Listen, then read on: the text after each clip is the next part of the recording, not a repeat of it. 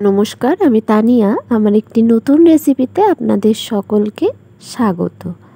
আজ বানাবো ইলিশ মাছের মাথা দিয়ে পুঁই শাক চচ্চড়ি। চলুন শুরু করা যাক। তার জন্য প্রথমে পুঁই শাক, বেগুন, ঝিঙে, আলু, রাঙা আলু সমস্ত কিছু ভালো করে কেটে পরিষ্কার করে ধুয়ে নিয়েছি।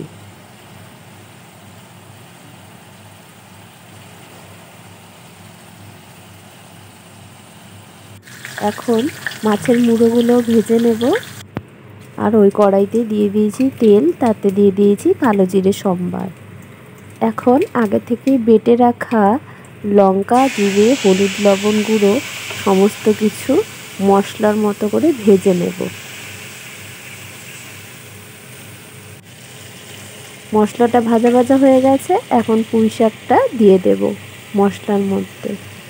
এবার সমস্ত কিছুকে ভালো করে নেড়ে চেড়ে ভেজে নেব।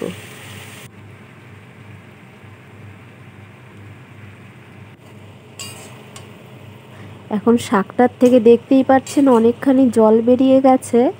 জলটা পুরোটা শুকনো অবধি এটাকে কষিয়ে নিতে হবে। এখন জলটা শুকিয়ে গেছে, কড়াইতেও লেগে যাচ্ছে। এখন এটা নেড়ে চেড়ে জল দিয়ে দেব। জলটা দিয়েছি যাতে এগুলো সব ভালো করে সেদ্ধ হয়ে যায়। এখন হাই ফ্লেমে এটাকে ফুটিয়ে নেব। ঝোলটাও ফুটে এসছে। এখন দিয়ে দেব মাছের মুড়োটাকে আমি ভেঙেই রেখেছি। এখন মাছের মুড়োটা দিয়ে সব কিছুর সাথে ভালো করে মিশিয়ে নিয়ে আবারও হাই ফ্লেমে এটাকে রান্না করে নেব 10-15 মিনিট।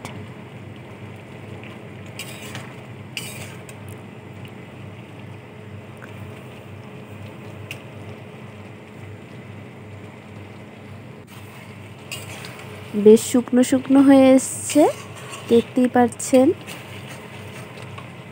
এখন এটাকে নামিয়ে নিলেই আমাদের তৈরি পুঁই শাক চচ্চড়ি। আশা করি রেসিপিটা আপনাদের ভালো লেগেছে। ভালো লাগলে লাইক এবং কমেন্ট করতে কিন্তু ভুলবেন না।